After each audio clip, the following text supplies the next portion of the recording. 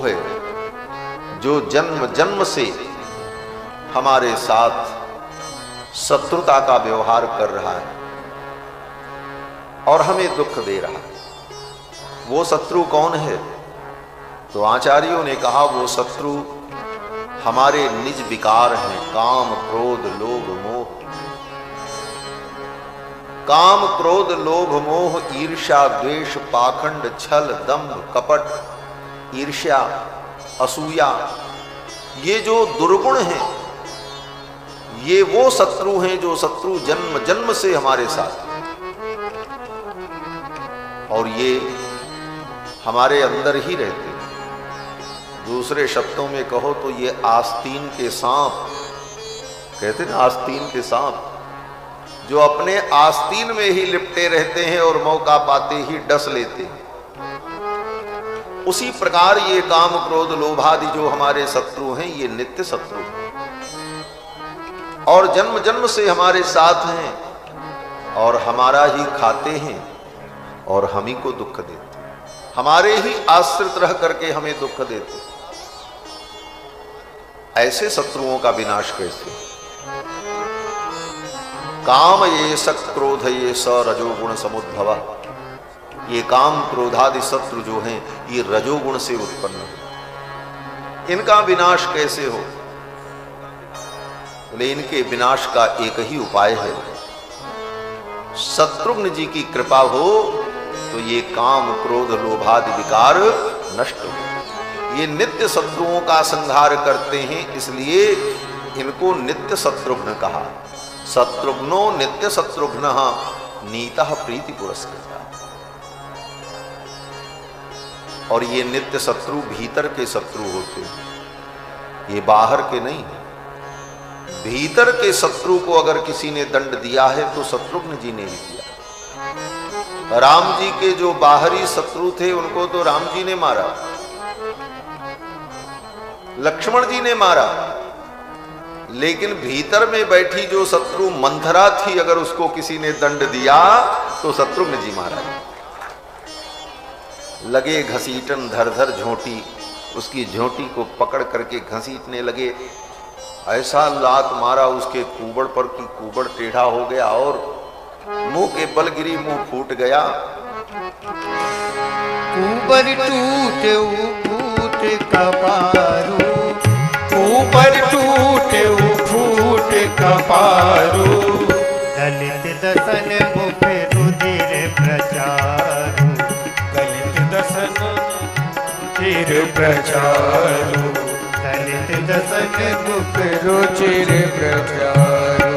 घुमकिलाती तकी कुबर मारा, घुमकिलाती तकी कुबर मारा, परिमुख भरी मही करत पुकारा, परिमुख भरी मही करत प्रचारा, परिमुख भरी मही करत प्रचारा। अंदर के शत्रु को अगर किसी ने दंड दिया तो शत्रुघ्न, शत्रुघ्नो नित्य शत्रुघ्न, जाके सुमिरन ते रिपुनासा, नाम शत्रुघ्न वेद प्रकाशा। ये शत्रुघ्न नाम भी भगवान का ही नाम है और शत्रुघ्न जी का स्मरण करने पर हमारे नित्य शत्रु नष्ट हो जाते। श्री वशिष्ठ जी महाराज ने चारों कुमारों का नामकरण किया। धीरे धीरे चारों कुमार बड़े होते। महर्षि वाल्मीकि ने राम जी की बाल लीला का वर्णन न के बराबर किया ही नहीं। नामकरण किया और नामकरण के बाद महर्षि वाल्मीकि कहते हैं कि चारों भाई बड़े हो गए। तेषाम जन्म क्रियादीनी, उन चारों कुमारों के जो संस्कार हैं उन सारे संस्कारों को समय समय पर वशिष्ठ जी ने कराया। सर्वकर्माण्य कारयत, और चारों भाई सर्वे वेद विदस्सूराः, चारों भाई वेद शास्त्र को पढ़ करके विद्वान हो गए, ज्ञानी हो गए, वीर हो गए। अस्त्र शस्त्र विद्याओं को गुरुजी से सब कुछ प्राप्त कर लिया। सर्वे लोक हिते रताः, और चारों भाई लोकहित में, प्रजा के कल्याण में लग गए। सर्वे लोकहिते रताः। बस मात्र 2 श्लोकों में संपूर्ण बाल चरित्र महर्षि वाल्मीकि ने कहा। लेकिन गोस्वामी तुलसीदास जी महाराज ने भगवान के बाल रूप का और भगवान की बाल लीला का अनेक सुंदर प्रसंग वर्णन किया। कारण बोले भगवान का बाल रूप गोस्वामी जी को अत्यंत प्रिय है।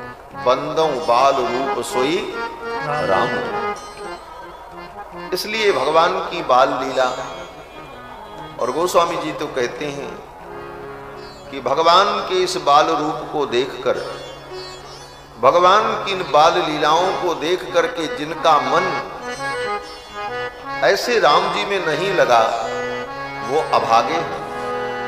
गोस्वामी जी कहते हैं जिनकर मन इनसन नहीं रहता ते जन वंचित किए विधाता। जिनकर मन इनसन नहीं रहता, जिनकर मन इनसन नहीं रहता, जन वंचित किए विधाता, जन वंचित किए विधाता। ऐसे बालक से जिसको नेह नहीं हुआ, ऐसे बालक के रूप को देखकर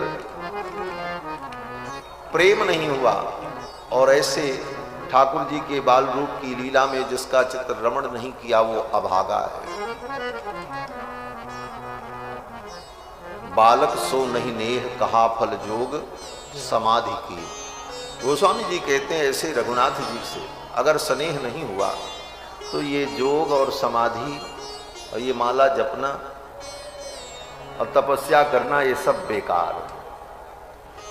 दशरथ जी के आंगन में दशरथ अजिर बिहारी रघुनंदन से आपका प्रेम नहीं हुआ तो ये सब साधना वोधना जो है ये सब ठीक है, करते रहो, थक जाओ, जो सुख मिलना चाहिए वो सुख नहीं मिला। कवितावली में श्री गोस्वामी जी महाराज भगवान श्री राम के बाल रूप का वर्णन करते हैं। अवधेश के बालक चारि सदा तुलसी मन मंदिर में बिहरे। अवधेश के बालक चारि सदा तुलसी मन मंदिर में बिहरे। अवधेश के बालक चारि सदा तुलसी मन मंदिर में बिहरे।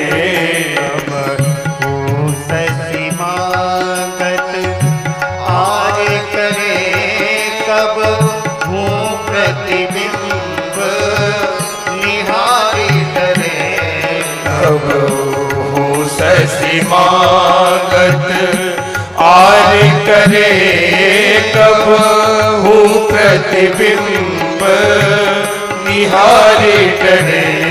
कब हूँ करताले बजाई के नाचत मातु सवे मन मोद भरे। कब हूँ करताले बजाई के नाचत मातु सवे मन मोद भरे। कब आई कहे हट के पुनि लेत सोई ये लाग भरे। कब आई हट के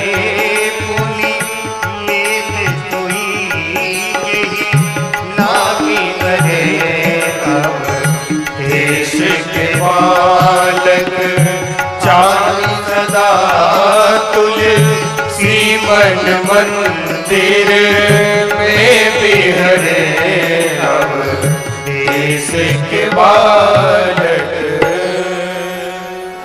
भगवान की बाल लीला का चिंतन करते हुए गोस्वामी पाद कहते हैं कि कबहू की ससी मांगत आर करे। कभी राम जी अपनी मैया से जिद करने लग जाते, रामलला मैया मुझे ये चंद्रमा दिला दो। आप कहोगे ये तो भगवान कृष्ण अपनी मैया यशोदा से कहते थे। सूरदास जी ने वर्णन किया कि मैया मैं तो चंद्र खिलौना ले हूं। लेकिन राम जी भी ऐसे ही मैया से कहते हैं, कबहू की ससी मांगत आर करे, कबहू प्रतिबिंब निहारी डरे। और कभी कभी अपना ही प्रतिबिंब देख करके डर जाता। और जिस वस्तु को लेने की इच्छा होती, जब तक वो वस्तु मिल न जाए तब तक उस वस्तु के लिए रूठ करके बैठ जाते, रिसिया जाते। गोस्वामी जी कहते हैं रिसिया करके बैठ जाते। कबहू रिसियाई कहे हट के पुनि लेत सोई जेहि लागे करे। कबहू रिसियाई कहे हट के पुनि लेत सोई जेहि लागी अरे। जिस वस्तु की इच्छा होती जब तक वो मिल न जाए, अगर मैया नहीं देती तो रूठ जाते। मैया बार बार मनाती लाला को। ऐसी विविध लीलाओं के माध्यम से भगवान श्री राम ने अपने माता पिता को, अवधवासियों को परम आनंद दिया। और बड़े हुए दशरथ जी महाराज भोजन कर रहे थे। दशरथ जी को याद आया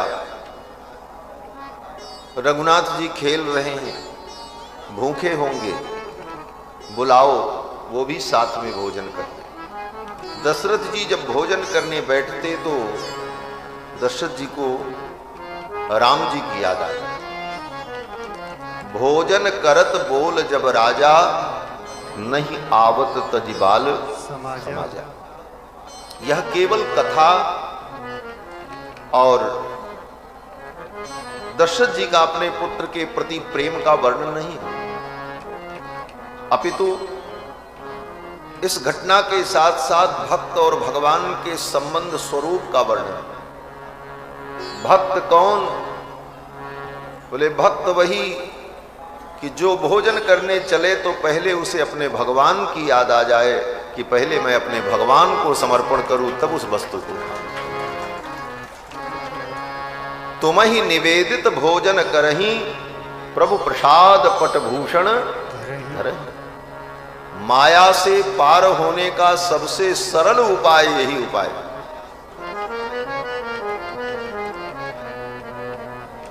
बातें बहुत कही जाती हैं, माया से कैसे पार होंगे, ज्ञान हो जाए, वैराग्य हो जाए, माया के बंधन से मुक्त हो जाएं। तो भागवतकार कहते हैं कि ज्यादा ज्ञान विज्ञान के चक्कर में पड़ो ही मत। बड़े बड़े ज्ञानी भी माया को नहीं जीत पाए। हाँ, जे ज्ञान मान विमत्त तव भव हरणि भक्ति न आदरी, ते पाई सुर दुर्लभ पदादपि परत हम देखत है। बड़े बड़े सुर दुर्लभ पद प्राप्त करके भी उनका पतन हो गया। ये ज्ञान मान विमत तव भव हरणि भक्ति न आदरी। जे ज्ञान मान विमत भव हरणि भक्ति न आदरी। ये पाई सुर दुर्लभ पदादपि परत हम देखत हरि। ते पाई सुर दुर्लभ पदादपि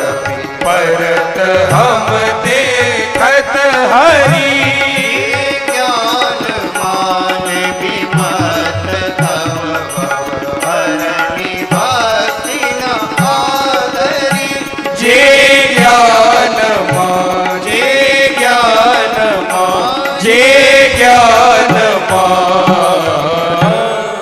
बड़े बड़े ज्ञानी भी माया को पार नहीं कर पाते, उनका पतन हो जाता। वेद व्यास जी कहते हैं इस चक्कर में पड़ो ही मत, एक काम करो,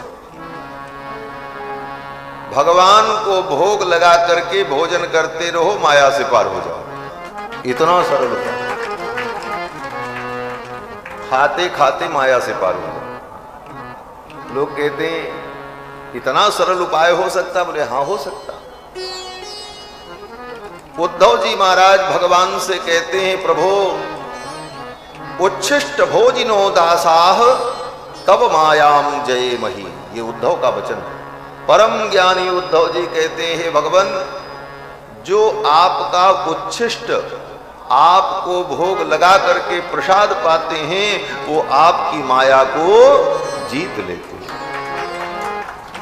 अब इससे बड़ा प्रमाण क्या है? उच्छिष्ट भोजिनो दासा। इसी भाव को गोस्वामी जी कहते हैं तुम ही निवेदित भोजन करही प्रभु प्रसाद पटभूषण धरे। भगवान को भोग लगा करके भगवान को निवेदन करके जीवन यात्रा को चलाते रहो, बड़ी ही सरलता से माया को पार कर लो। बोले महाराज व्रत, बोले जो व्रत पूजा करते हैं वो सब करो, भगवान का प्रसाद पाने का भी बड़ा विलक्षण फल है। क्या लिखा है? बोले एकादशी सहस्राणी वाजपेय शतानि च तत्फलम समवाप्नोति सकृत नैवेद्य भक्षणे। भगवान को भोग लगा प्रसाद अगर व्यक्ति पाए तो 1000 एकादशी का जो फल है वो फल प्राप्त होगा। वाजपेय शतानि च 100 वाजपेय यज्ञ करने का जो फल, भगवान को भोग समर्पण करके भगवान का प्रसाद पाए, जो हम खाएं भगवान को अर्पित करके प्रसाद बुद्धि से ग्रहण करें तो वही फल प्राप्त होता है। लेकिन इसका मतलब ये मत समझना कि 1000 एकादशी का फल प्राप्त होता है भगवान का प्रसाद पाने से तो एकादशी छोड़ दें, उस दिन भी प्रसादे पाएं। उल्टा अर्थ मत कर लेना। एकादशी हरिवासर है, एकादशी के दिन फलाहार करे, वो भी भगवान को भोग लगा, वो फलाहार ही प्रसाद हो जाए। तो भगवान को भोग समर्पण करके ग्रहण करने से वैष्णव भक्त भगवान की माया को जीत लेते। उच्छिष्ट भोजिनो दासा तब मायाम जय मही। कैसे जीत लेते? जिस माया को बड़े बड़े नहीं जीत पाए, स्वयं भगवान कहते हैं ये मेरी माया बड़ी कठिन है। दैवी हेषा गुणमयी मम माया दुरत्यया। भगवान कहते हैं ये मेरी माया बड़ी दुरत्या है, बड़ी कठिन है। तो ऐसी कठिन माया को भगवान का प्रसाद पाकर के कैसे जीता जा सकता? तो हमारे पूज्य अयोध्यानाथ मंदिर के श्री स्वामी जी महाराज बड़ा सुंदर उदाहरण देते थे कि जैसे कोई व्यक्ति हो और उसकी सौतेली माँ हो, तो सौतेली माँ से हर क्षण खतरा बना रहता है। क्यों? बोले पता नहीं क्या खिला दे, काम खत्म हो जाए। और खाना उसी के हाथ का है क्योंकि माँ है, वही खिलाएगी, वही बनाएगी। ये माया भी क्या है? ये माया जीव की सौतेली माँ है। असली माँ तो भगवती महालक्ष्मी है, श्री जानकी जी हैं, किशोरी जी हैं। और ये माया, बोले माया तो सौतेली है। सौतेली माँ होती कौन है? बोले जो बाप से ब्याही हो। तो ठाकुर जी ने इस माया से भी ब्याह किया है, इसीलिए भगवान का नाम है मायापति। मायापति सेवक सन माया। तो ये माया सौतेली माँ, ये कभी भी कुछ दे सकती है। तो क्या करें? बोले दिया तो इसी का खाना है, क्योंकि माया में हम है, जो कुछ है सब माया का ही है। तो इस माइक जगत में, माया के संसार में जो कुछ है वो माया का ही, और माया सौतेली माँ है। वो कुछ भी मिला सकती है। ऐसी स्थिति में हम कैसे बचें? तो उपाय इसका यही है कि सौतेली मां जब भोजन बना करके दे तो पहले अपने पिताजी को खिलाओ और तब खाओ। पहले अपने पिताजी को खिलाओ। और अगर सौतेली मां ने उसमें कुछ मिलाया है और तुम पिताजी को खिलाने चलोगे तो सबसे पहले वो सौतेली मां ही थाली को छीन लेगी। बोले नाना मत खाओ। वो सौतेली मां सोचेगी कि ये तो मेरे खसम के ऊपर ही सारी बात चली जाएगी। इसलिए वो सौतेली मां फिर सावधान हो जाएगी कि अगर मैं कुछ इसे दूंगी तो ये तो मेरे पति को ही खिलाएगा। फिर सौतेली मां उसके साथ कभी अनुचित व्यवहार नहीं कर सकती, वो सतत सावधान रहेगी। तो भक्तों ने ये युक्ति निकाली। भक्तों ने सोचा संसार में जो कुछ माया से मिले, कपड़ा मिले, वस्त्र मिले, भोजन मिले, वस्तु मिले, सब तो माया का ही है। तो इन वस्तुओं को क्या करो? बोले पहले भगवान को अर्पण करो, इसे प्रसाद बनाओ। तुम ही निवेदित भोजन करही, प्रभु प्रसाद पट भूषण धरे। कपड़ा भी लो तो पहले भगवान को अर्पण कर दो, फिर वो प्रसाद हो जाएगा, फिर उसे ग्रहण करो। आभूषण श्रृंगार भी धारण करो, लेकिन पहले बना करके ठाकुर जी को धारण करा दो। ठाकुर जी धारण कर लें, वो प्रसाद हो जाए, फिर उसे धारण करो। फिर ये संसार की माया तुम्हारे लिए बंधन का कारण नहीं बनेगी। उच्छिष्ट भोजिनो दासाह तब मायाम जय मही। तो भगवान का प्रसाद पाने से वैष्णव भक्त माया को जीत लेते। भोजन करने बैठे, भगवान की याद आए, भगवान को बिना अर्पित किए हम ग्रहण न करें, यही वैष्णवता है, यही वैष्णव भक्ति है। हमने देखा है महाराज, हमारे पूज्य स्वामी जी महाराज प्यास लगने पर पानी भी पीते थे, तो उस पानी को भी पहले भोग लगाते, तुलसी डाल दें। तुलसी नहीं तो गले की तुलसी की माला उसमें स्पर्श करा देते थे और भावना कर लेते थे भगवान को भोग लगते। यही सब साधना। कुछ देर केवल हम माला लेके बैठ के भगवान का नाम ले लें, इतनी ही साधना नहीं होती। 24 घंटे हमारा चित्त, हमारा मन, हमारा व्यवहार भगवान से कैसे जुड़ा रहे, इस प्रक्रिया में हम चले तो हर क्षण साधना हो रही। आप सवेरे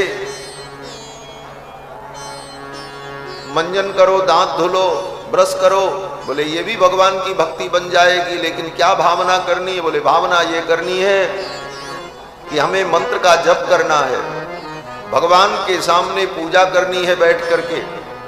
तो हमारे मुख में गंदगी होगी तो मुख से दुर्गंध आएगी, बास आएगी, और वो बास मेरे ठाकुर जी को लगेगी। इसलिए मुख को शुद्ध करना, इसलिए मुख शुद्ध करना है, ब्रश करना है। तो वह ब्रश करना भी भगवान का भजन बन गया, वो भगवान की पूजा हो गई।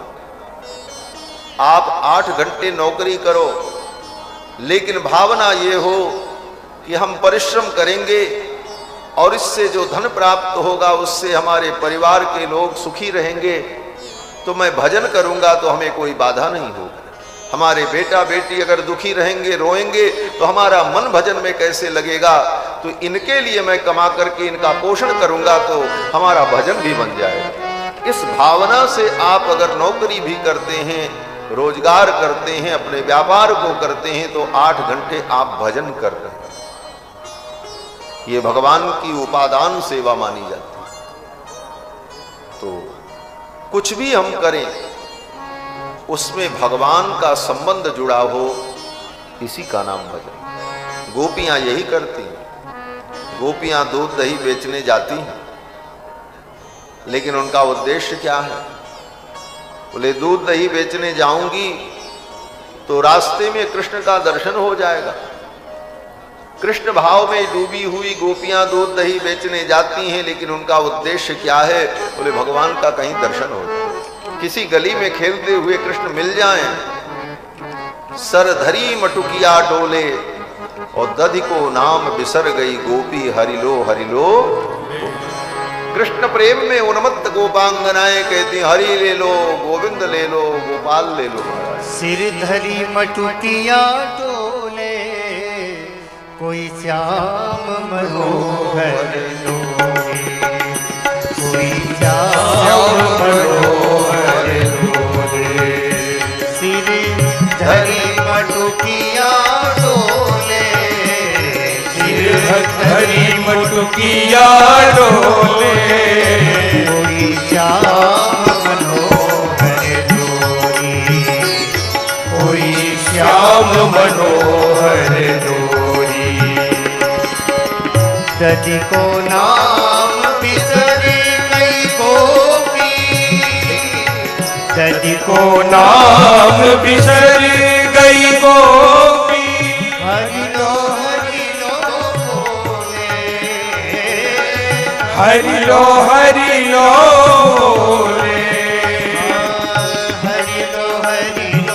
बोले, हरि लो बोले, हरि लो बोले। कोई श्याम मनोहर डोरी, कोई श्याम मनोहर डोरी। कृष्ण को नाम छठी है ग्वालिन, कृष्ण को नाम छकी है ग्वालिन, कृष्ण को नाम छठी है ग्वालिन। कृष्ण को नाम छकी है ग्वालिन। हो रही बोले,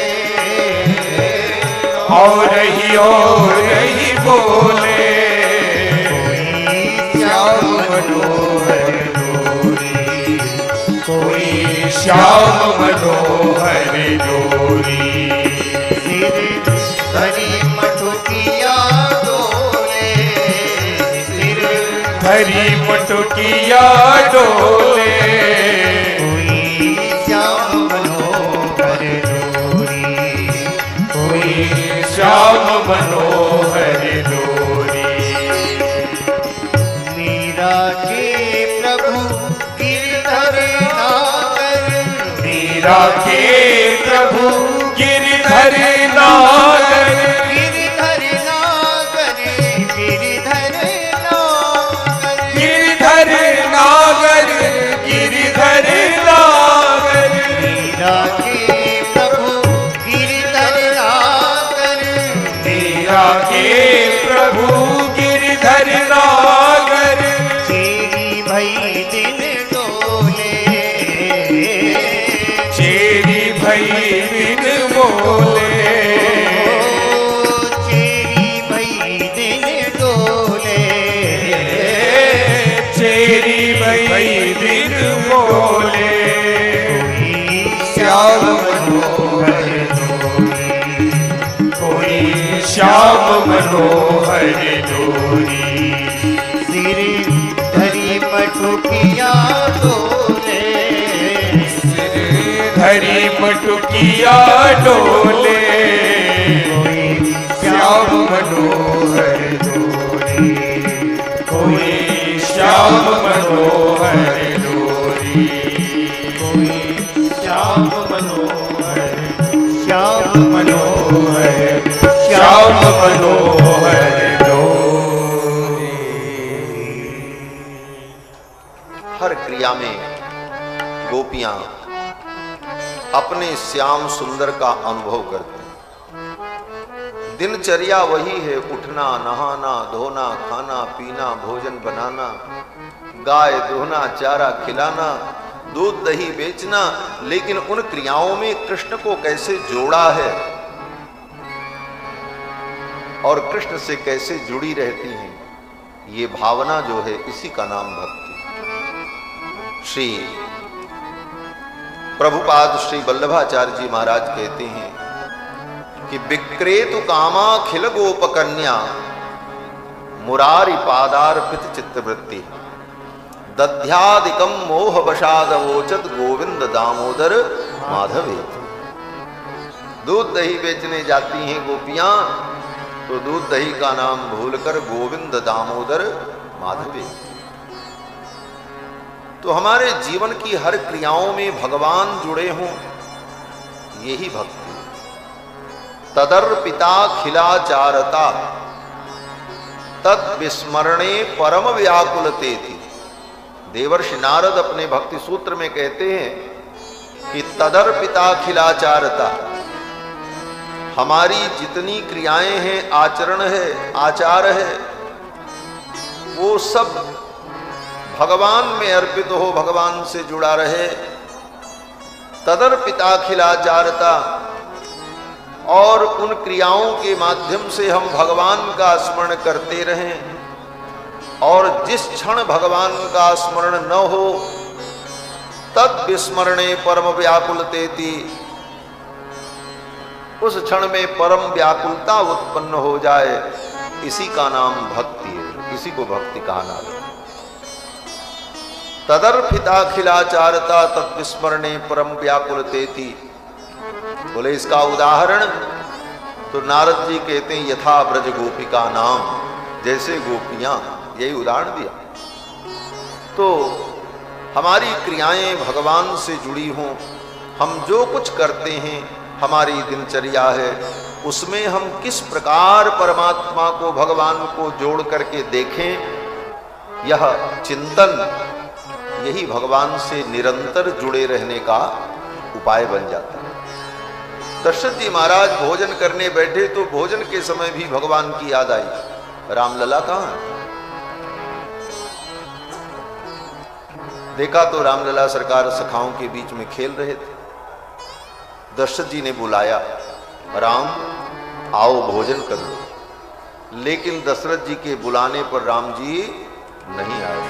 भोजन करत बोले जब राजा, भोजन करत बोले जब राजा, नहीं आवत तजीपाल समाजा, नहीं आवत तजीपाल समाजा, नहीं आवत तजीपाल समाजा।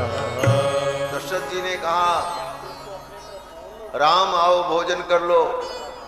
राम जी नहीं आए अपने सखाओं को छोड़कर।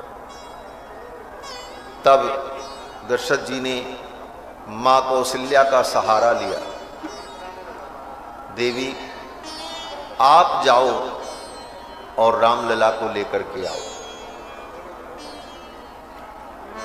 यहां पर वेदांत के एक भाव का चिंतन करना चाहिए कि दशरथ जी ज्ञान स्वरूप है और मां कौशल्या भक्ति स्वरूपा। ज्ञान ब्रह्म को बुलाता है, आओ हे ब्रह्म तुम चल करके अपने चरणों से मेरे पास आओ। और जब ज्ञान के बुलाने पर परमात्मा नहीं आए, तब भक्ति आई। कौशल्या जी कौन है? बोले भक्ति स्वरूप। भक्ति कहती है भगवान आप को मैं बुलाऊं, आप चल करके आओ, ये संभव नहीं है। मैं ही चल करके आपके चरणों में पहुंचती हूं, अपने पास मुझे बुला लो। कौशल्या जी चल पड़ी राम जी को पकड़ने के लिए। लेकिन कौशल्या जी जब चली तो राम जी और भागने लगे महाराज।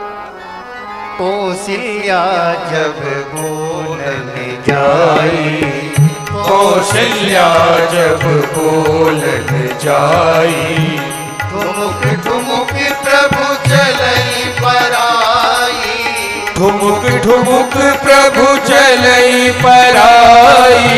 कौशल्या जब बोलने जाई, कौशल्या जब बोलने जाई। कौशल्या जी बुलाने गई तो राम जी ठुमुक करके और आगे भाग गए। मां कौशल्या के पकड़ में नहीं आते। लेकिन अंत में मां कौशल्या जब थक गईं तो राम जी रुक गए और मैया कौशल्या ने राम जी को पकड़ लिया और लेकर के आई शरीर में धूल लगी हुई, सखाओं के बीच में खेल रहे। धूसर धूरी भरे तनु आए, भूपति बिहस गोद बैठाए।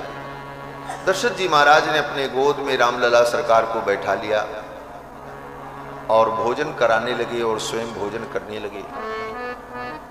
कुछ देर भोजन करने के बाद राम जी को अपने सखाओं की याद आई, अरे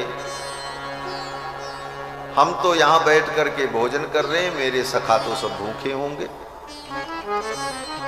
सखाओं की याद आई तो रामलला सरकार दशरथ जी के गोद से उठ करके फिर सखाओं के बीच में भागा। भोजन करत चपल चित इत उत अवसर पाई, भाज चले किलकत मुख दधि ओदन लपटाई। दही और भात लपेटे हुए मुख में, हाथ में रामलला सरकार भाग गए और सखाओं के बीच में पहुंचे तो हाथ में जो दही भात लगा था वही दही भात का प्रसाद रामलला ने अपने सभी सखाओं को दिया।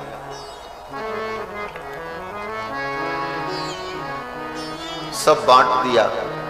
जो कुछ हाथ में लगा था उसको झाड़ करके जमीन पे गिरा दिया। काकभूषुंड जी महाराज कौआ बन करके, कौए के रूप में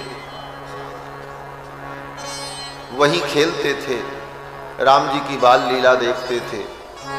काकभूषुंड जी ने उन अन्न कणों को चुन लिया और उनका पेट भर गया। अपने उन भक्तों की इतनी चिंता भगवान करते। काकभूषुंड जी कहते हैं कि लरिकाई जह जह फिरई तह तह संग उड़ाओ, जूठन गिरे अजिरमह सोई उठाई करी खाओ। रामलला सरकार जब आंगन में खेलते, उनके हाथ से जूठन गिर जाता तो वही मैं उठा करके खा लेता, क्योंकि काकभूषुंड जी को अपने भोजन की चिंता नहीं। वो तो राम जी के दर्शन में, लीला दर्शन में ही आनंद में डूबे रहे। जब भक्त भगवान के प्रेम में, भगवान की भक्ति में डूब जाता है तो उसका जीवन कैसे निर्वाह होगा, इसकी चिंता भगवान को करनी पड़ती है। भगवान उसकी चिंता करते हैं। पाछे पाछे हरि फिरे कहत कबीर कबीर।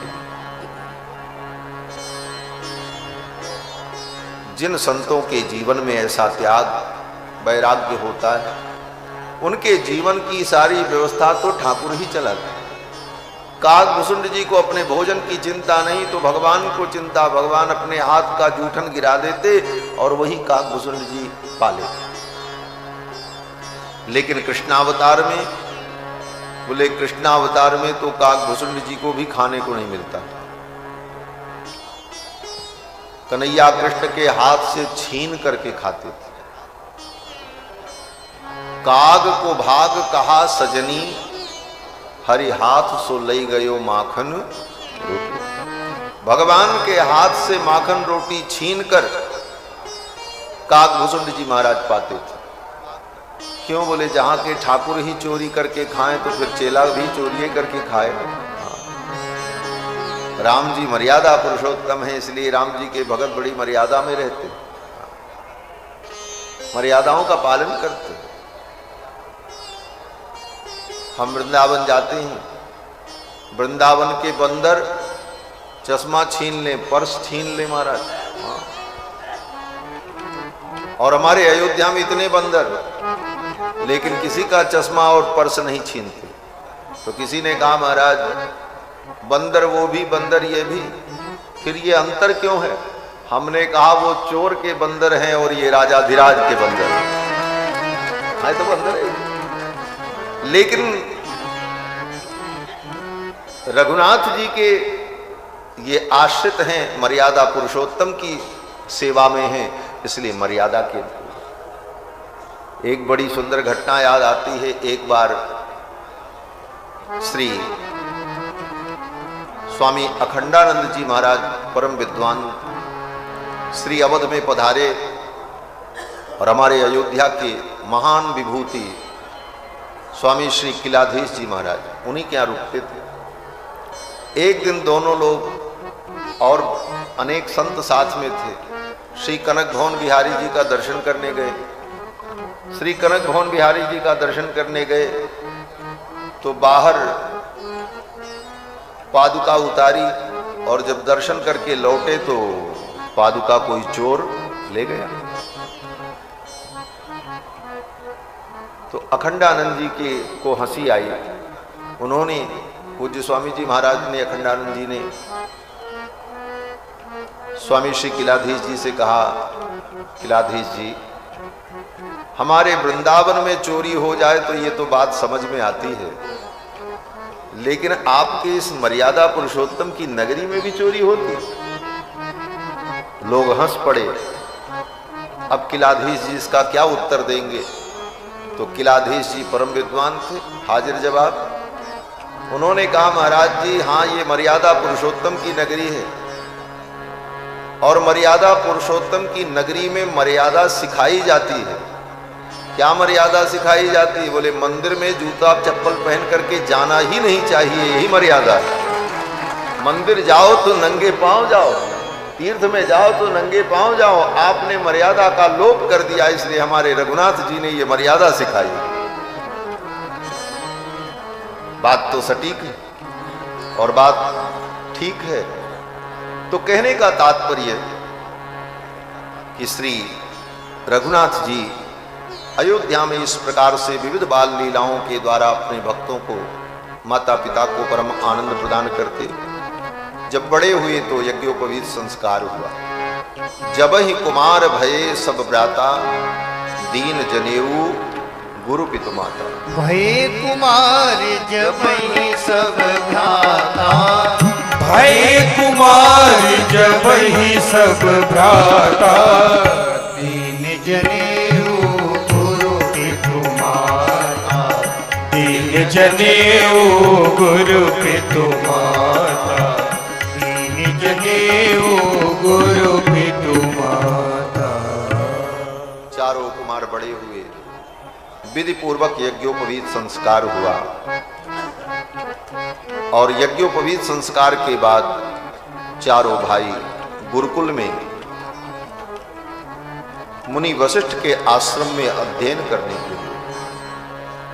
यज्ञोपवीत संस्कार ब्राह्मण, क्षत्रिय, वैश्य, 3 वर्णों के पुरुषों का अत्यंत महत्वपूर्ण संस्कार यज्ञोपवीत संस्कार। यज्ञोपवीत संस्कार के बाद ही यज्ञ यागादि कर्म और वेदादि कर्म करने का, वेदादि पढ़ने का अधिकार उसे प्राप्त होता है। आजकल तो संस्कारों का ऐसा लोप हो गया है महाराज, 25-25 साल के बच्चे हो जाते हैं, यज्ञोपवीत ही नहीं हो। और कहते क्या? बोले, हमारे यहाँ विवाह में हो। विवाह में यज्ञोपवीत होने की कहीं कोई विधि है ही नहीं है। यज्ञोपवीत संस्कार विवाह से पूर्व का संस्कार है और उसके लिए काल का निर्धारण है। ब्राह्मण बालक का यज्ञोपवीत 15 वर्ष तक की अवस्था तक हो जाना चाहिए। क्षत्रिय बालक का यज्ञोपवीत 20 वर्ष तक की अवस्था में हो जाना चाहिए और वैश्य का 24 वर्ष। और यह काल अगर बीत गया तो वह ब्राह्मण, वह क्षत्रिय, वह वैश्य पतित हो जाता है। उसको पतित सावित्रीक कहते हैं। उसकी सावित्री, उसकी गायत्री पतित हो, अब वो गायत्री मंत्र का भी उच्चारण करने का अधिकारी नहीं रहता। और समय से यज्ञोपवीत हो, कालातिक्रमण न हो, तभी उसे वेदादि मंत्रों को पढ़ने का, गायत्री मंत्र का जप करने का अधिकार प्राप्त होता है और तब गायत्री के द्वारा उसका कल्याण होता है। आज ये सब संस्कार हमारे विलुप्त हो रहे हैं और जिनका होता भी है तो क्या करते हैं? बोले, यज्ञोपवीत को ले जा करके पेड़ में टांग के चले आते हैं। पीपल के पेड़ में टांग दिया। बोले, क्या? बोले, ये ब्रह्म सूत्र है और पीपल ब्रह्म वृक्ष है, इसी ब्रह्म वृक्ष को पहना देते हैं।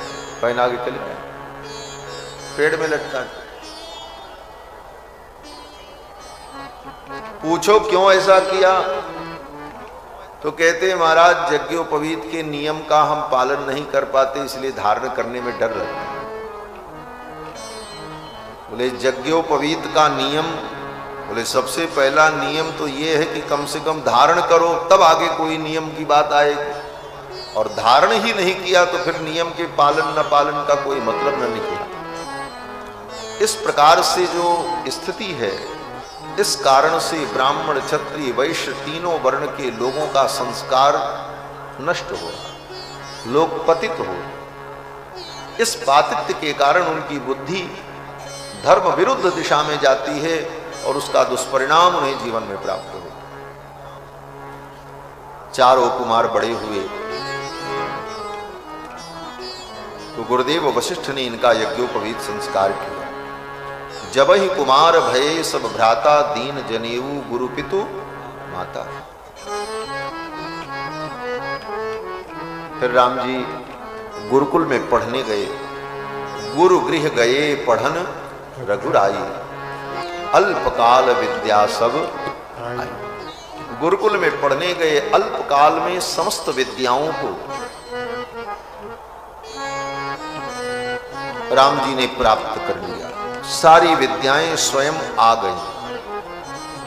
गुरु गृह गए पढ़न रघुराई, अल्पकाल विद्या सब आई।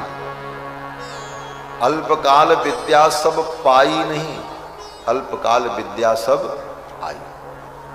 पाई भी लिख देते तो चौपाई बन जाती, शब्द तो वही, तुकबंदी बन जाती। लेकिन गोस्वामी जी कहते हैं अल्पकाल विद्या सब आई। विद्याएं स्वयं चल करके राम जी के पास आई। गुरु के चरणों में निष्ठा और धर्म का आचरण, संस्कार से युक्त व्यक्ति हो तो विद्याओं को प्राप्त नहीं करना पड़ता। विद्याएं स्वयं उसको प्राप्त करने के लिए लालायित रहती हैं कि मैं इसके पास चली जाऊं। विद्याएं तो पात्र ढूंढती हैं, कोई पात्र मिले। विद्याएं पात्रता का विचार करती हैं, इसके अंदर पात्रता हो तो मैं इसके अंदर चली जाऊं। और हमारे अंदर अगर पात्रता नहीं है तो फिर विद्या नहीं प्राप्त। पात्रता का निर्माण करना आवश्यक है। विद्या तो आपके पास आने के लिए बैठी है।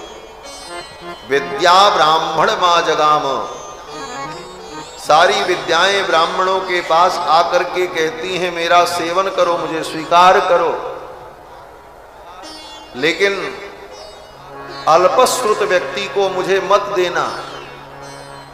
विद्या उसे ही देनी चाहिए जिसके अंदर पात्रता आ जाए, और जिसके अंदर पात्रता नहीं है ऐसे अल्पश्रुत व्यक्ति को अगर विद्या दी जाए तो वो व्यक्ति क्या करता है? बोले उस विद्या की दुर्दशा कर देता है। विद्या रोती है बैठ करके। विद्या कहती है बिभेत्यल्पश्रुतात् वेदो मामयम प्रतिष्ठति। वेद विचार करता है कि ये अल्पश्रुत लोग जो हैं, जिन्होंने गुरु के चरणों में बैठ करके कुछ सुना नहीं, थोड़ा इधर सुना थोड़ा उधर सुना और बस, बोले ऐसे लोग वेद शास्त्र और विद्याओं को छिन्न भिन्न कर देते। बिभेत्यल्पश्रुतात् वेदो, वेद भी ऐसे अल्पश्रुत लोगों से डरता है कि अगर इसके पास हम गए तो ये तो हमारी दुर्दशा कर देगा। बिभेत्यल्पश्रुतात् वेदो मामयम प्रतिष्ठति, ये तो मेरे टुकड़े टुकड़े कर देगा। आज यही है, जिसको वेद का ज्ञान नहीं वो भी वेद के ऊपर व्याख्यान दे रहा है। जिसको शास्त्र का पता नहीं वो शास्त्रज्ञ होने का दावा करता है। यह क्या है? बोले अल्पश्रुत होकर के शास्त्र और वेद को विकृत कर दे। पहले पात्रता का संपादन हो, पात्रता का संपादन हो जाए तो विद्याएं तो स्वयं चल करके आती। गुरु गृह गए पढ़न रघुराई, अल्पकाल विद्या सब आई। गुरुकुल में पढ़ने गए। दशरथ जी चाहते तो गुरुदेव वशिष्ठ से कह देते, गुरुदेव ये मेरे बालक मेरी आंखों के तारे हैं, ये मेरी आंखों से ओझल हो, ये ठीक नहीं। आप यहीं इन बच्चों को पढ़ा दिया करो। वशिष्ठ जी महाराज वहीं महल में आते ही थे, दरबार में बैठते भी थे, राजपुरोहित थे। तो वशिष्ठ जी कहते कि महाराज आपके बच्चों को पढ़ाने के लिए मैं महल में आऊं और बाकी बच्चों को पढ़ाने के लिए गुरुकुल में जाऊं तो हमारा अधिक समय बर्बाद होगा, बहुत ज्यादा समय लग जाएगा। तो दशरथ जी ये भी कह सकते थे, गुरुदेव अगर ऐसी बात है तो मेरे महल को ही आप विद्यालय बना दो, सब बच्चे यहीं पढ़ें, मेरे बालक मेरी आंखों के सामने रहेंगे, मैं देखता रहूंगा, मुझे सुख होगा। लेकिन नहीं, गुरुकुल में जाकर के अध्ययन करना चाहिए, ये विधि है। इसलिए चक्रवर्ती सम्राट के पुत्र होकर के भी चारों कुमार गुरुकुल में जाकर के पढ़े। गुरु गृह गए पढ़न रघुराय। और वहां गुरुकुल में जैसे सब विद्यार्थियों का व्यवहार है, सब विद्यार्थियों के साथ वही व्यवहार राम जी भी गुरु जी की सेवा करते, गुरु जी के आश्रम में झाड़ू लगाते, गुरु जी की जो नंदिनी गाय है उस नंदिनी का गोबर उठाते, उसे चारा खिलाते, उसे चराते। और ये नंदिनी तो रघुकुल की प्राणदात्री है। गौ माता नंदिनी से ही यह रघुकुल है।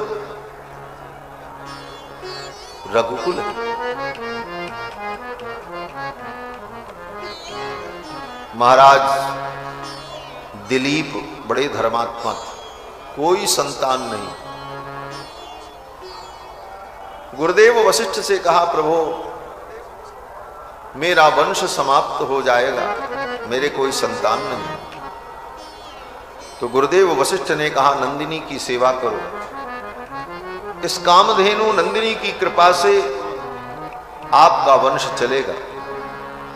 महाराज दिलीप ने अपनी राज सत्ता छोड़ दी और गुरु जी के आश्रम में जाकर के गुरु जी के गाय की सेवा की, नंदिनी को चराते। कैसे? बोले लाठी डंडा लेकर के नहीं, जैसे लोग भैंस चराते हैं, गाय चराते हैं। गाय अपनी मर्जी से चलती, नंदिनी की जिधर इच्छा होती उधर चलती। और महाराज दिलीप अपना धनुष बाण लेकर के पीछे पीछे चलते। नंदिनी रुक जाती तो दिलीप रुक जाता, नंदिनी बैठ जाती तो फिर ये भी बैठ करके विश्राम कर लेते। जब वो कुछ चारा खाती तो ये भी कुछ खा लेते। नंदिनी पानी पीती तब पानी पीते। ऐसी सेवा महाराज दिलीप ने नंदिनी की। छाएव ताम भूपतिरन्वगच्छत् जलाभिलाषी जलमाददानाम। छाएव ताम भूपतिरन्वगच्छत्। कवि कालिदास रघुवंश महाकाव्य में वर्णन करते हैं कि जलाभिलाषी जलमाददानाम। जब वो जल पीती तब जल पीते, जब वो भोजन करती तो भोजन करती। छाएव ताम भूपतिरन्वगच्छत्। जैसे छाया चलती है उसी प्रकार महाराज दिलीप पीछे पीछे चलते और उसकी सेवा करते। उसी कामधेनु के प्रसाद से महाराज दिलीप को रघु नाम के पुत्र की प्राप्ति हुई, जिससे ये वंश चला जिसका नाम रघुवंश हुआ। ये राम जी का वंश एक गौ की कृपा का परिणाम। और आज उन राम जी के देश में जब राम जी की सरकार है, लोग कह रहे हैं राम की सरकार, राम का देश, राम भक्तों का देश, लेकिन आज भी इस भारत जैसे देश में गौ हत्या बंद नहीं हो पाई और गौ हत्या के ऊपर कोई कठोर कानून नहीं बन पाया। कितने बड़े दुर्भाग्य का विषय है। इस देश की सत्ता में बैठे हुए लोगों को चुल्लू भर पानी में डूब मरना चाहिए। जिस देश में करोड़ों की संख्या में लोग गाय की पूजा करते हों, उस देश में गौ हत्या हो, ये कितना बड़ा कलंक है भारत में। और आज तक कोई ठोस कानून नहीं बन सका। सारे कानून बन जाते हैं, रातों रात कानून बन जाते हैं, बिल पेश होता है और सर्वसम्मत से पास हो जाता है। और गौ हत्या पर कठोर कानून बने, इसका बिल ही नहीं पेश होता, बनना तो बहुत दूर की बात, सोचने वाली बात। और इस धरती पर जब तक गौ माता कष्ट प्राप्त करती रहेंगी, भारत का प्राणी कभी सुखी नहीं हो पाएगा, शांति का अनुभव नहीं कर पाएगा। अगर भारतवर्ष को सुखी और समृद्ध बनाना है तो गौ माता की रक्षा हो।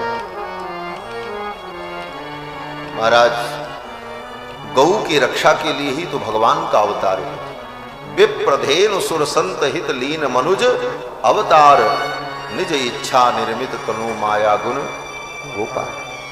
और जब से देश आजाद हुआ तब से संतों ने कितने आंदोलन किए, कितनी मांग की, लाठी खाए, डंडे खाए, अनशन पर बैठे, गोलियां तक चली दिल्ली में, लेकिन आज तक हिंदुओं के इस एक मांग को सरकारें पूरी नहीं कर पाई। कितनी सरकार आई और गई, लेकिन अभी भी संत लोग लगे हुए। अनेकानेक संतों ने मिलकर ऐसी कुछ योजना बनाई है कि हम सब लोग सरकार को प्रार्थना पत्र दें कि गौ के लिए कोई कठोर कानून बने, गौ माता को इस भारत में सम्मान प्राप्त हो, से राष्ट्रमाता, राजमाता का दर्जा दिया जाए, गौ का सम्मान हो, गौ का संरक्षण हो। इसके लिए संतों ने ये योजना बनाई और इस योजना के अंतर्गत तहसील तहसील से, नगर नगर से, गांव गांव से अनेक हस्ताक्षर करा करके प्रार्थना पत्र, निवेदन पत्र सरकार को दिया जाएगा। इसमें कोई व्यक्ति आगे आकर के काम करेगा, किसी का नाम होगा, ऐसा नहीं। गौ माता के लिए कार्य है और गो भक्त सब मिलकर के कर रहे हैं। बहुत बड़ी तैयारी चल रही है और पत्र दिया जाएगा। इसके बाद अगर सरकार ने इसे संज्ञान में नहीं लिया तो फिर संत लोग भारत की राजधानी दिल्ली में अनशन पर बैठे और क्रमबद्ध अनशन चलेगा। हजारों लोग बैठेंगे, एक सप्ताह का वो अनशन करके शांतिपूर्वक, कोई उपद्रव नहीं, कोई लड़ाई नहीं, केवल भगवान का नाम जप करते हुए अनशन में बैठेंगे। एक सप्ताह पूरे हो जाने पर वे चले जाएंगे, दूसरा ग्रुप आएगा। इस तरह यह अनशन कई महीनों तक चलेगा जब तक सरकार को चेतना ना आ जाए। शांतिपूर्वक, कोई उपद्रव नहीं, कोई लड़ाई नहीं, कोई नारेबाजी नहीं। और इसके बाद भी अगर सरकार ने कोई ठोस निर्णय नहीं लिया तो संतों ने ये मनसा बनाई है कि फिर संतों की एक टीम चलेगी जो अनशन करके अपने प्राणों के त्याग का संकल्प लेगी और एक महात्मा अपने प्राण का त्याग करेंगे, उसके बाद दूसरे महात्मा अनशन पर बैठेंगे और जब तक गौ माता के लिए कठोर कानून नहीं बन जाता तब तक ये अनशन चलता रहे। ऐसी विलक्षण योजना बनाकर संतों ने और गोभक्तों ने विचार किया है कि गौ माता की रक्षा के लिए हम ऐसा प्रयत्न करें। और सच्ची बात है, जब जब राष्ट्र में समस्या आई है तो संतों ने ही आगे आकर के उस समस्या को दूर किया और संत चाह लेंगे, संत इस कार्य में लगेंगे, निश्चित रूप से सफलता मिलेगी। मैं तो आज भी कहता हूं, भारत के जो बड़े बड़े महापुरुष हैं, मैं उनका नाम लेकर के कहता हूं, जो बड़े बड़े महापुरुष हैं, जिनको लोग महापुरुष मानते हैं देश में, जिनके बताए हुए मार्ग पर चलते हैं, चाहे वो श्री मुरारी बापू हों, भाई श्री हों, श्री रामदेव जी हों, श्री श्री रविशंकर जी हों, ये बड़े बड़े लोग एक बार चल करके दिल्ली में बैठ जाएं, बोले जब तक गौ हत्या पर कठोर कानून नहीं बनेगा तब तक हम उठेंगे नहीं, पूरा देश हिल जाएगा। सरकार को कानून लाना पड़ेगा, लेकिन ऐसी मनसा बने, और ये मनसा बनाने के लिए ये बड़े बड़े महापुरुष गौ रक्षा के इस कार्य में आगे प्रवृत्त हों। इनकी भी मनसा है, लेकिन कैसे इस कार्य में वो प्रवृत्त हों, इसी के लिए सारी भूमिका बन रही है। और आने वाले समय में गौ माता की रक्षा के लिए ऐसा संतों ने सोच रखा है। तो मैं निवेदन कर रहा था कि गौ माता की कृपा से ही ये रघुवंश चला। वही गौ माता नंदिनी, उन नंदिनी की सेवा करके भगवान श्री राम ने समस्त विद्याओं को प्राप्त किया। नंदिनी को चराते, उसे चारा खिलाते, उसकी सेवा करते। एक दिन गुरुदेव वशिष्ठ ने कहा, राम अपनी अंजुलि को नंदिनी के पयोधर के नीचे लगाओ। राम जी ने अपनी अंजुलि को नंदिनी के पयोधर के नीचे लगाया। कामधेनु नंदिनी के चारों स्तन से दुग्ध निर्झरित हुए राम जी की अंजुलि भर गई। और जब राम जी की अंजुलि भर गई तो गुरुदेव वशिष्ठ ने कहा, इसका पान कर लो। नंदिनी के उस दुग्ध का पान किया, समस्त विद्याएं स्वतः प्राप्त हो गई राम जी को, सारी विद्याएं प्रकट हो गई। चारों कुमारों ने नंदिनी के प्रसाद को प्राप्त करके समस्त विद्याओं को प्राप्त कर लिया। गुरु गृह गए पढ़न रघुराई, अल्पकाल विद्या सब आई। और फिर गुरुकुल से पढ़ करके जब आए तो पिताजी के राज्य कार्य में सहयोग करने लगे, संपूर्ण राज्य कार्य को संभालने लगे चारों भाई। एक दिन महाराज दशरथ के मन में यह भाव आया, मेरे कुमार बड़े हो गए, अब इनका विवाह होना चाहिए। चिंतयामास धर्मात्मा तेषां दार क्रियां प्रति। अपने पुत्रों के विवाह को लेकर दशरथ जी को चिंता हुई। सभा में बैठे हुए थे और सभा के मध्य में, मंत्रियों के मध्य में दशरथ जी महाराज ने इस विषय को रखा कि मेरे कुमारों का विवाह कैसे। ये विचार सभा में चल रहा था। उसी समय श्री विश्वामित्र जी महाराज का आगमन, क्योंकि विश्वामित्र जी को भी चिंता हुई। दशरथ जी को तो अपने बेटे की चिंता हुई, बेटे का विवाह कैसे होगा, और विश्वामित्र जी को गाधि तनय मन चिंता व्यापी, हरि बिनु मरहि न निश्चर पापी। गाधि तनय मन चिंता व्यापी, गाधि तनय मन चिंता व्यापी, हरि बिनु मरहि न निश्चर पापी। हरि बिनु मरहि न निश्चर पापी। तब मुनि बर मन कीन विचारा, तब मुनि बर मन कीन विचारा। अवतरु हरन महि भारा, प्रभु अवतरु हरन महि भारा। एहू मिस देखो पद जाई, एहू मिस देखो पद जाई। कर बिनती आनौ दो भाई, कर बिनती आनौ दो भाई। ज्ञान विराग सकल गुण है नाम, ज्ञान विराग सकल गुण है नाम। तो प्रभु में देखब बनी नैना, सो प्रभु में देखब भरी नैना। विश्वामित्र जी महाराज यज्ञ करते थे। उनके यज्ञ में मारीच और सुबाहु विघ्न करते। विश्वामित्र जी उन्हें शाप नहीं दे पाते थे, दंड नहीं दे पाते। क्यों?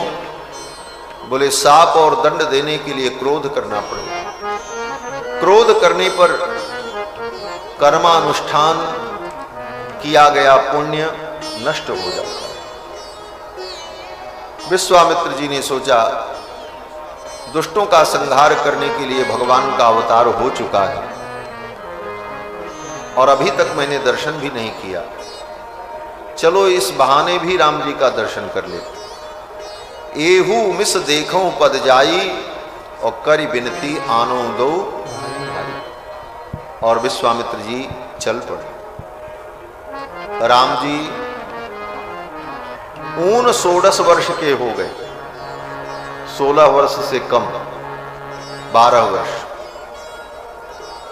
लेकिन अभी तक विश्वामित्र जी ने राम जी का दर्शन नहीं किया। कहां कहां से लोग आकर के दर्शन करके चले गए। कैलाश से भगवान शंकर आकर के दर्शन करके चले जाते, स्वर्ग से देवता ऋषि मुनि आकर के दर्शन करके चले जाते, और विश्वामित्र जी इसी धरती पर अयोध्या से मात्र 300 किलोमीटर की दूरी पर बक्सर में, लेकिन अभी तक राम जी का दर्शन नहीं किया। विश्वामित्र जी ने सोचा इस बहाने भी मैं चल करके राम जी का दर्शन करूं। एहू मिस देखूं पद जाई करी बिनती आनो दो भाई। और जब चले तो अयोध्या पहुंचने में देर नहीं लगी। बहुविधि करते मनोरथ जाप लाग नहीं मार। बहुविधि करत मनोरथ जात लाग नहीं बार।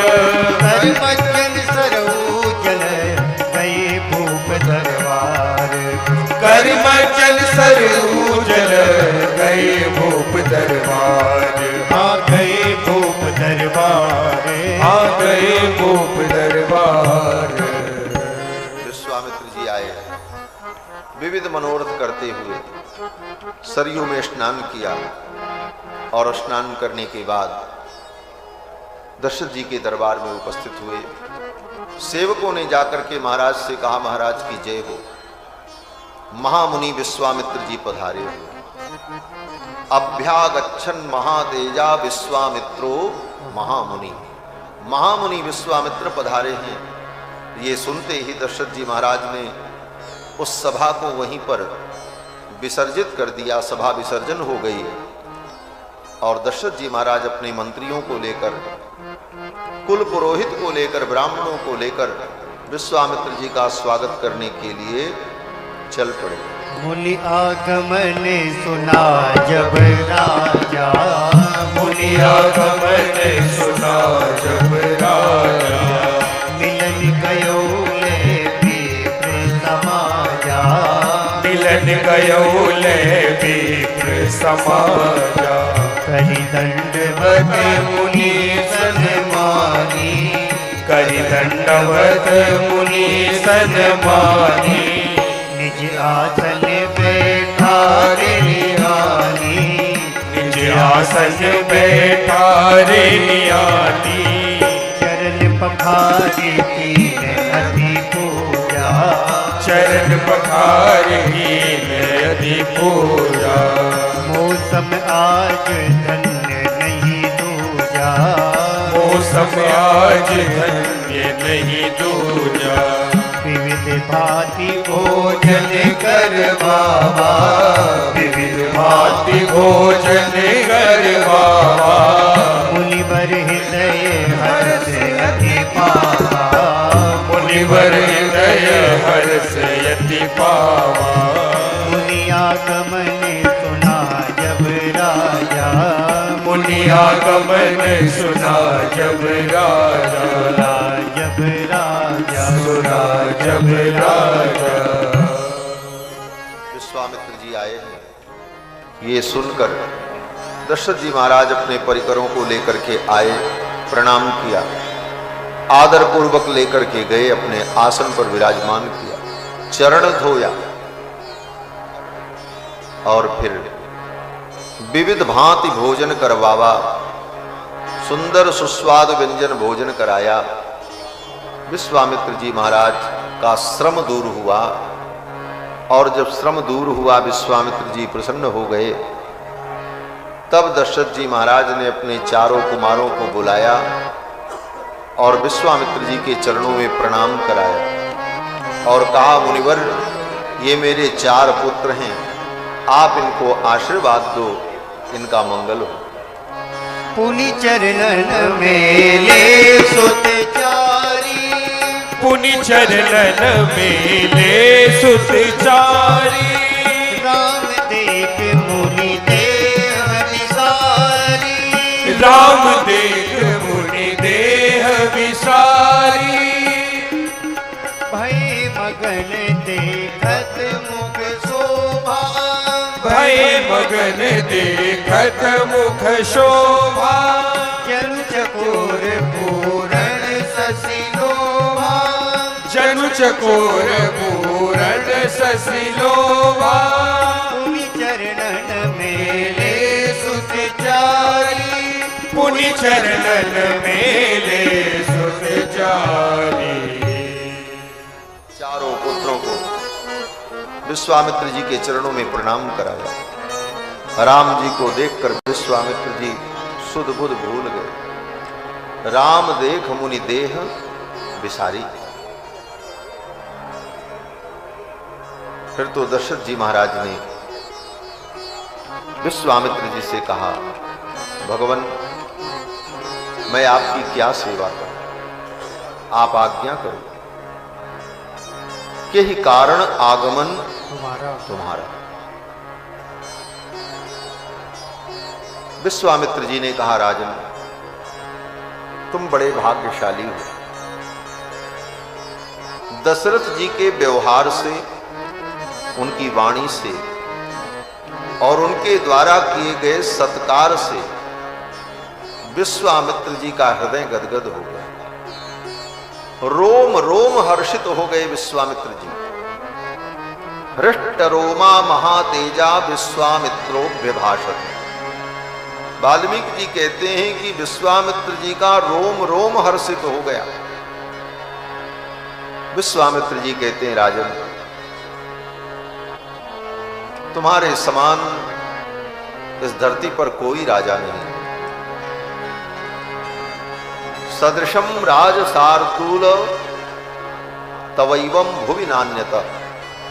इस धरती पर आपके समान कोई राजा नहीं। आप बड़े महान हैं। क्यों महान हैं? विश्वामित्र जी कहते हैं 2 कारणों से।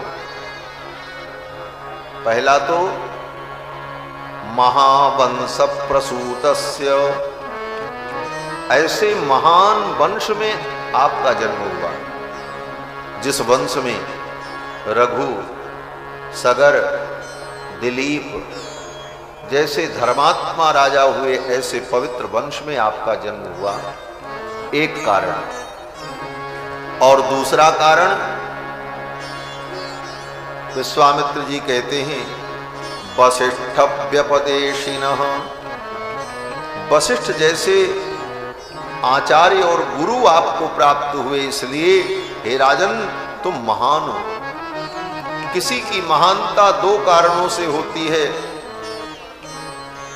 उत्तम कुल, पवित्र कुल, संस्कार से युक्त कुल में जन्म होना, और फिर महान आचार्य के चरणाश्रित होना।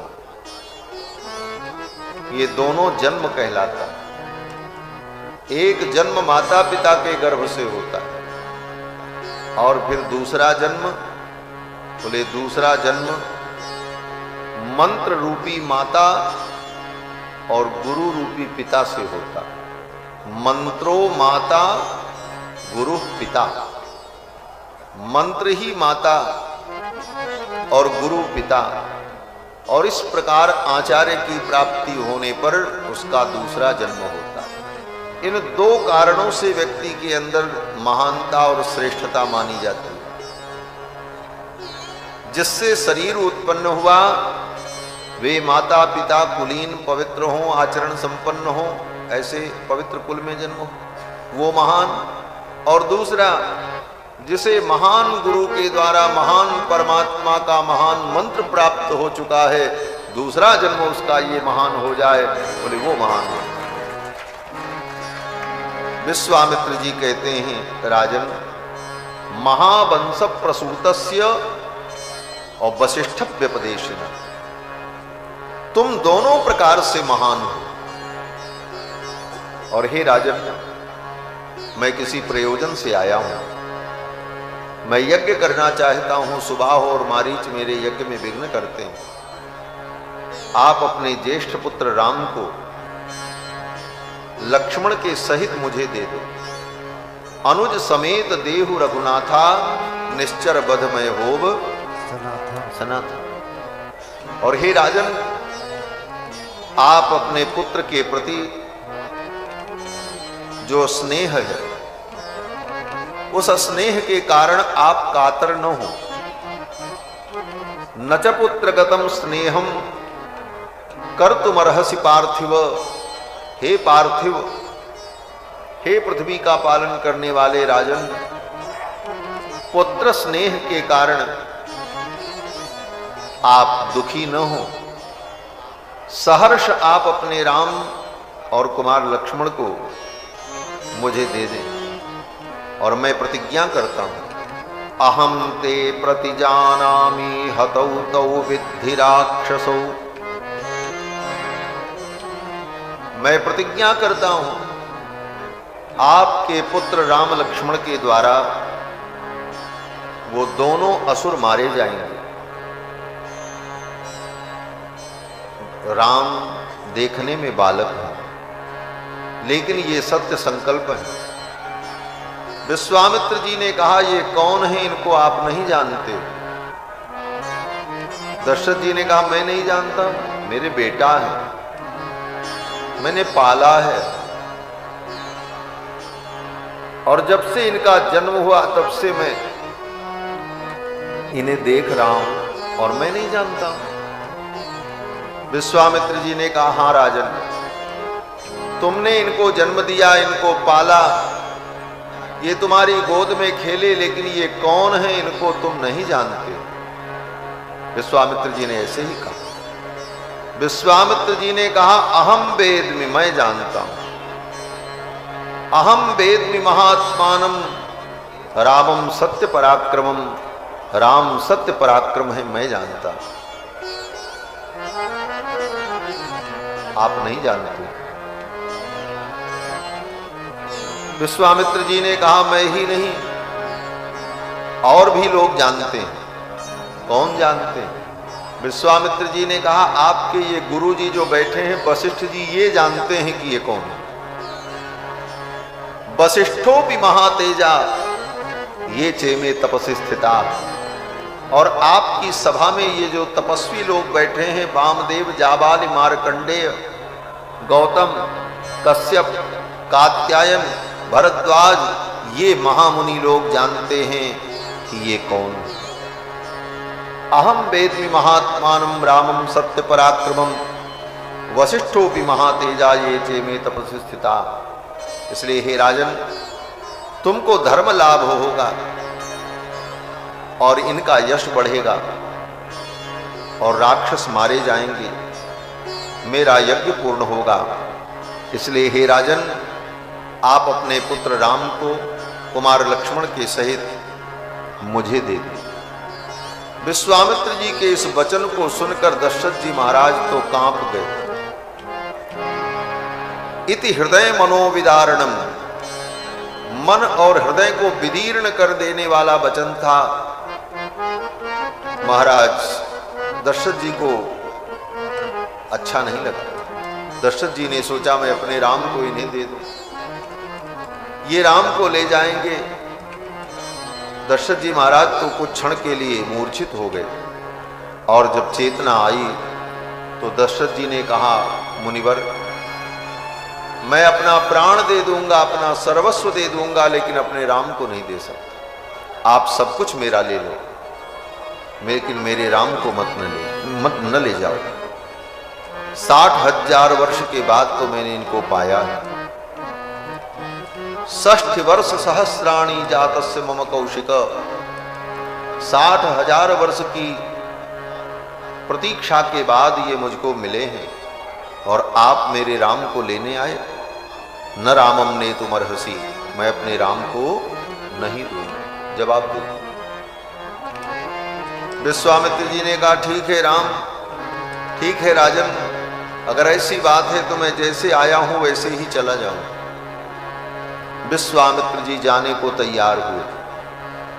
विश्वामित्र जी ने कहा यदीदम ते क्षमम राजन गमिष्यामि यथागतम, मैं जैसे आया हूं वैसे ही चला जाऊं। लेकिन हे राजन, दुनिया आपको कहेगी कि राजा दशरथ मिथ्या प्रतिज्ञ है, झूठी प्रतिज्ञा करता है। ब्राह्मण संत ऋषि मुनि महात्माओं के सामने प्रतिज्ञा करता है कि आप जो कहोगे मैं करूंगा, और जब करने की बात आती है तो राजा अपने वचन से पीछे हट जाता है। हे राजन, आप मिथ्या प्रतिज्ञ कहलाओगे, मैं तो जा रहा हूं। विश्वामित्र जी जाने को तैयार हो गए। विश्वामित्र जी चले जाते हैं। विश्वामित्र जी का कोई नुकसान न होता, लेकिन विश्वामित्र जी के चले जाने पर राजा दशरथ का धर्म चला जाता, सत्य चला जाता, धर्मनिष्ठा चली जाती। वशिष्ठ जी ने देखा और वशिष्ठ जी ने विश्वामित्र जी को इशारे से रोका। आप रुको। वशिष्ठ जी पुरोहित हैं, कुल गुरु हैं। कुल गुरु को, पुरोहित को सदा सावधान रहना चाहिए कि मेरे शिष्य का धर्म नष्ट न होने पाए। मेरे शिष्य का सब कुछ चला जाए लेकिन उसका धर्म उसके जीवन से न जाने पाए। उसके जीवन में धर्म बचा रहे, सत्य बचा रहे। उस सत्य और धर्म की रक्षा गुरु के द्वारा होनी चाहिए। वशिष्ठ जी ने देखा अगर विश्वामित्र जी खाली हाथ चले गए तो राजा दशरथ का सत्य चला जाए, धर्म चला जाए, वचन चला जाए। ऐसी स्थिति में राजा के धर्म की रक्षा करनी चाहिए। और वशिष्ठ जी सामने आए और वशिष्ठ जी ने कहा राजन, राम को इनके साथ विदा कर दो, चिंता मत करो। ये विश्वामित्र जी उन राक्षसों को मारने में स्वयं समर्थ हैं। तेसाम निग्रहणे सक्तः स्वयं च कुशिकात्मजः, लेकिन तव पुत्र हितार्थाय, तुम्हारे पुत्रों का हित करने के लिए तुम्हारे द्वार पर आया। राक्षसों का मारना, उनको मारने का तो एक बहाना है, लेकिन तुम्हारे पुत्रों का हित करने के लिए आए। दशरथ जी ने कहा ये मेरे पुत्रों का क्या हित करेंगे, कौन सा हित करने आए। तो वशिष्ठ जी ने दशरथ जी के कान में धीरे से कहा राजन, आप अपने पुत्र के विवाह की चिंता कर रहे थे, इनका ब्याह कैसे होगा। आपकी इसी चिंता को दूर करने के लिए विश्वामित्र जी आए। बोले सच में? बोले हाँ, आप इनके साथ अपने पुत्र को विदा कर दो, इधर से ले जाएंगे, उधर से विवाह करा करके बहू के सहित लेकर के आएंगे। दशरथ जी ने कहा सच में गुरुजी? वशिष्ठ जी ने कहा हाँ राजन। तब वशिष्ठ बहुविधि समझावा, नृप संदेह नाश कह पावा। तब वशिष्ठ बहुविधि समझावा, तब वशिष्ठ बहुविधि समझावा। नृप संदेह नाश कह पावा, नृप संदेह नाश कह पावा। नृप संदेह नाश कह पावा। तब वशिष्ठ जी ने समझाया, बहुत प्रकार से समझाया। तब वशिष्ठ बहुविधि समझा। एक संत मनोविनोद में कहते थे तब वशिष्ठ बहुविधि समझावा। वशिष्ठ जी ने बहू की विधि समझाई। बहू की विधि क्या है? बोले बहू को घर में लाने की विधि यही है कि गुरुजी के साथ विदा कर दो, ये ले जाएंगे तो ब्याह करा करके ले आएंगे। तब वशिष्ठ बहुविधि समझावा, नृप संदेह नाश कहाँ। दशरथ जी महाराज प्रसन्न हो गए और अपने दोनों पुत्रों को बुला करके विश्वामित्र जी को सौंप दिया और कहा, मेरे प्राणनाथ सुत दो, तुम मुनि पिता आन नहीं। हे मुनिवर, आप ही इनके पिता हो और मैं अपने दोनों पुत्रों को आपको सौंपता हूं। विश्वामित्र जी बड़े प्रसन्न हो गए। विश्वामित्र जी को लगा कि मुझे महानिधि मिल गई। विश्वामित्र महानिधि पाई और अब विश्वामित्र जी राम जी को लेकर मिथिला के लिए चलेंगे। अब राम जी को लेकर के मिथिला के लिए विश्वामित्र जी चले तो रात हो गई है और ठंडी का दिन भी है, 6 बजने वाले हैं। अब तो विश्वामित्र जी महाराज अयोध्या में वास करें। अयोध्या आए हैं इतने दिनों बाद, तो कम से कम एक रात्रि रुकें और कल विश्वामित्र जी महाराज भगवान को लेकर मिथिला की यात्रा पर चलेंगे। बस आज इतना ही। थोड़ी देर कीर्तन कर लें और आज कुछ आवश्यक कार्य से मुझे एक मीटिंग में जाना है, इसीलिए थोड़ा 10 मिनट पहले ही कथा को पूर्ण करना पड़ रहा है। तो शेष चर्चा हम लोग कल करेंगे। 2-4 बार भगवान नाम संकीर्तन कर लें, फिर रामायण जी की आरती। बोलो श्री सीता रामचंद्र भगवान की जय, श्री हनुमान जी महाराज की जय। जय जय सीताराम। जय जय श्री रामचंद्र अवध के दुलारे। जय जय श्री रामचंद्र अवध के दुलारे। अवध के दुलारे कौशल्या जी के प्यारे। अवध के दुलारे कौशल्या जी के प्यारे। अवध के दुलारे कौशल्या जी के प्यारे। अवध के दुलारे कौशल्या जी के प्यारे। जय जय श्री रामचंद्र अवध के दुलारे। जय जय श्री रामचंद्र अवध के दुलारे। जय जय श्री रामचंद्र अवध के दुलारे। जय जय श्री रामचंद्र अवध के दुलारे। जय जय श्री रामचंद्र अवध के दुलारे। जय जय श्री रामचंद्र अवध के दुलारे। जय जय श्री रामचंद्र अवध के दुलारे। जय जय श्री रामचंद्र अवध के दुलारे।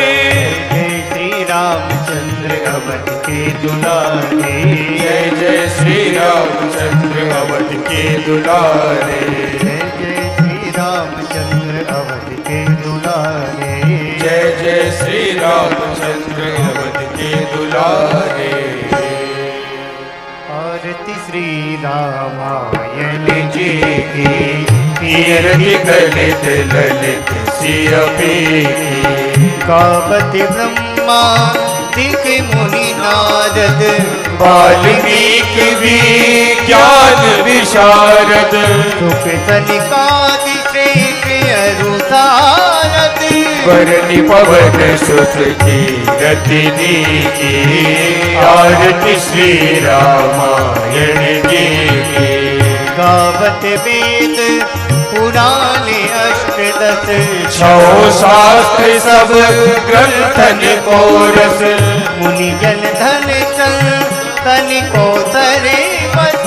सारे अंश संपत सब ही। आरती श्री रामायण जी की। गावत संतत शंभु भवानी। अरुघट संभव मुनि विज्ञानी। व्यास आदि कवि परिच बखानी। ताक वसुंधि अरुण के। आरती श्री रामायण जी की। कलिमल हरणी विषय रस प्रीति। सुभग सिंगार मोहि जुगती की। जनन रोग भव मूरि अमीति। तात मान सब विधि तुलसी की। आरती श्री रामायण जी की। कीरति कलित ललित सियपी की। आरार्तिक्यं समर्पयामि जलेन शीतलीकरणम् आरार्तिक्यग्रहणं पुष्पै देवाभिवन्दनम् हरि ओम् यज्ञेन यज्ञमयजन्त देवास्तानि धर्माणि प्रथमान्यासन्ना तेहनाकं महिमानः सचन्त यत्र पूर्वे साध्याः सन्ति देवाः ॐ रामाय रामभद्राय रामचन्द्राय वेदसे रघुनाथाय नाथाय सीतायापतये नमः मन्त्रपुष्पाञ्जलिं समर्पयामि श्रीपुराणपुरुषोत्तमाय नमः श्री सीतारामचन्द्राभ्यां